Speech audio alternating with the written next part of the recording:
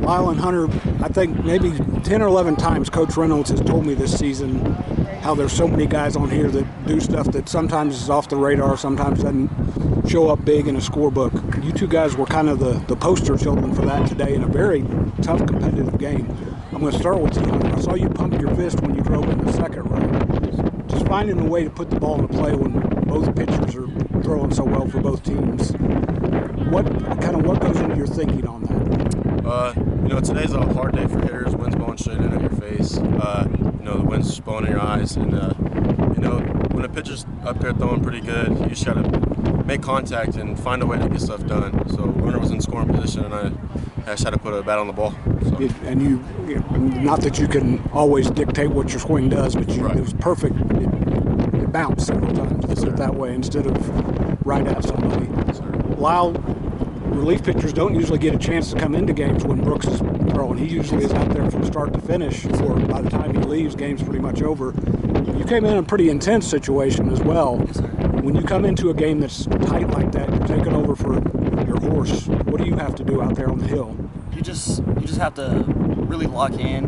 Understand that Brooks, it wasn't his best game, but Brooks really did pitch really well. But you just gotta get all your nerves out. Understand that you're there for a reason. That you gotta deal and have what you have. There's an adage. A lot of times teams will be glad when they get the starting pitcher out of a game. They may have been glad when you first went out there, but you kind of started dealing. What were you doing that was so effective?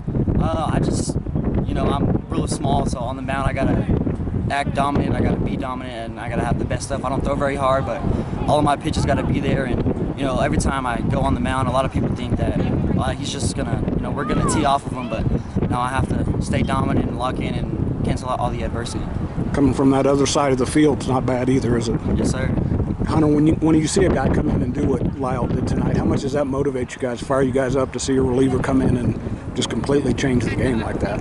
Yeah, we know Lyle's ready for the moment at any time.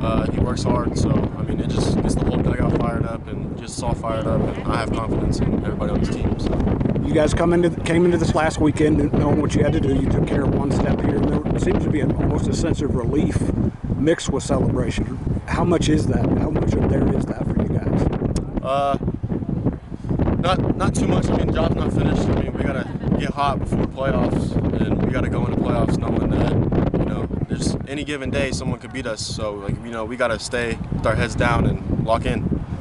Kind of a similar question for you. Coming into a game like this, how much does that get you ready for other relievers ready for the playoffs when you know that it may be a 3-game series where all hands have to kind of be on deck? Yes, sir. I think it gets us all really going. It wasn't our best game at all. So winning that game and taking that one step next to a complete different chance, not just sharing it with somebody. I think it's really good. Really, really